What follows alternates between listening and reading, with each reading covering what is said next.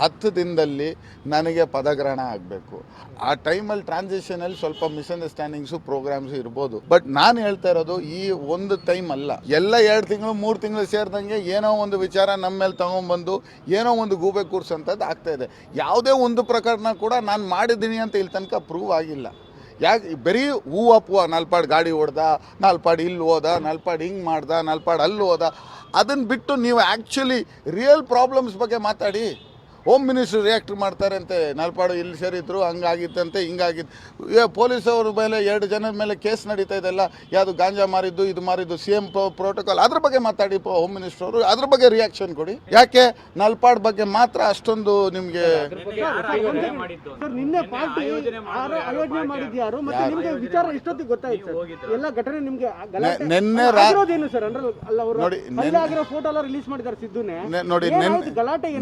ನೋಡಿ ನಿನ್ನೆ ಮಧ್ಯಾಹ್ನ ಆಯೋಜನೆ ಮಾಡಿದ್ದು ನಾನು JW ಮ್ಯಾರಿಟಲ್ಲಿ ಊಟಕ್ಕೆ ಸೇರಿದ್ದು ನಾನು ಅಲ್ಲಿ ಆಯೋಜನೆ ಮಾಡಿ.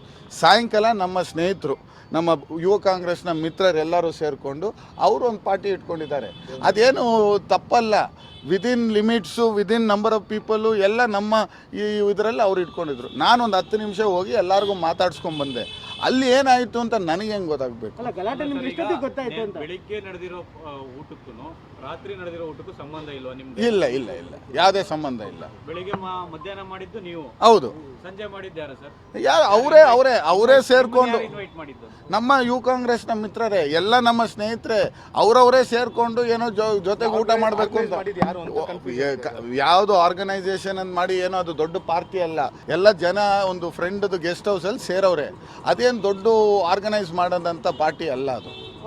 ಘಟನೆ ಆಗಿದ್ದು ವಿವರ ಯಾವಾಗ ಗೊತ್ತಾಯ್ತು ಸರ್? ನನಗೆ ಬೆಳಗ್ಗೆ ವಾಟ್ಸಪ್ಪಲ್ಲಿ ಒಂದು ಫೇಸ್ ಬಂತು, ನಾನೇನೋ ಅಲ್ಲೇ ನಮ್ಮವ್ರೇನೋ ಅಲ್ಲೇ ಮಾಡಿದ್ದಾರೆ ಅಂತ ಒಂದು ಬಂತು. ಸೆಕೆಂಡ್ ಬಂದಿದ್ದು ಏನು ವಿಚಾರ ಅಂದರೆ ಅದಕ್ಕೂ ಇದಕ್ಕೂ ನಮಗೂ ಏನೂ ಸಂಬಂಧ ಇಲ್ಲ ಅಂತ. ಮತ್ತೆ ನಾನು ಅಂದ್ಕೊಂಡೆ ಏನೋ ಇದು ಬೇರೆ ರಾತ್ರಿ ಹೊತ್ತು ಜಾಸ್ತಿ ಆಗಿರೋದ್ರಿಂದ ಏನೋ ಮೆಸೇಜ್ ಹಾಕಿದ್ದಾರೆ ಅಂತ. ಅದು ಬಿಟ್ಟು ಯಾವುದೂ ಇದರಲ್ಲಿ ವಿಚಾರ ಇಲ್ಲ. ಬಟ್ ನಾನು ಹೇಳ್ತಾ ಇರೋದು, ಪದೇ ಇದನ್ನ ರಿಪೀಟೆಡ್ ನಲ್ಪಾಡ್ ಮೇಲೆ ಯಾಕೆ ತಗೊಂಡ್ಬರ್ತಾ ಇದ್ದೀರಾ? ಇರ್ಬೋದು, ನಾನು ಇಲ್ಲ ಅಂತ ಹೇಳಕ್ಕೆ ಇಷ್ಟಪಡಲ್ಲ.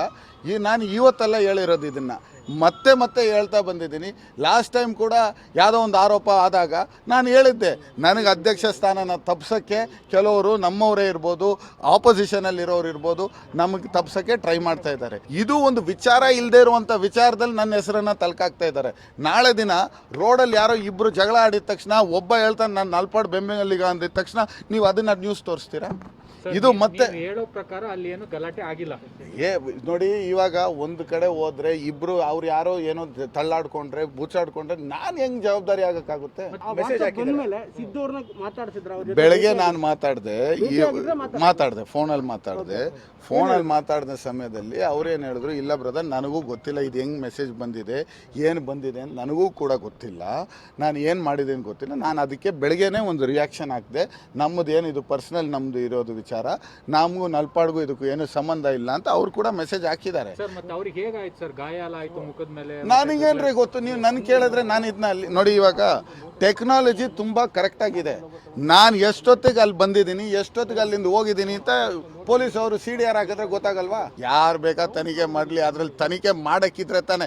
ನಾನು ಹೇಳ್ತಾ ಇಲ್ವಾ, ಪೊಲೀಸವ್ರು ಡ್ರಗ್ಸ್ ಮಾರಿದವ್ರದ್ದು ಒಂದು ಕೇಸ್ ಆಗಬೇಕಾಗಿತ್ತು, CM ಸ್ಟಾಫು, ಅದ್ರ ಬಗ್ಗೆ ತನಿಖೆ ಮಾಡಿ ಅಂತ ನಾನು ಒತ್ತಾಯಿಸ್ತೀನಿ. ನಲ್ಪಾಡ್ ಮಾಡಿದ್ದೆಲ್ಲ ಅಷ್ಟು ಮುಖ್ಯ ಅಂದರೆ ನಾನು ಇಂಥ ವಿಚಾರಗಳನ್ನ ತಗೊಂಡು ಡೈಲಿ ನಿಮ್ಮ ಮುಂದೆ ಬಂದು ಮಾತಾಡ್ತೀನಿ. ನಾನು ಹೇಳಿದ್ನಲ್ಲ, ನಾಳೆ ದಿನ ಇಬ್ಬರು ರೋಡಲ್ಲಿ ಜಗಳ ಮಾಡಿದ್ರೆ ಒಬ್ಬ ಯಾರೋ ನಾನು ನಲ್ಪಾಡ್ ಬೆಂಬಲಿಗ ಅಂದಿದ ತಕ್ಷಣ ನೀವು ನಲ್ಪಾಡ್ ಅಲ್ಲೇ ಮಾಡಿದ್ದು ಅಂತ ಹೇಳೋಕ್ಕಾಗುತ್ತಾ? ನಲ್ಪಾಡ್ ಕಡೆಯವ್ರು ಅಲ್ಲೇ ಮಾಡಿದ್ದು.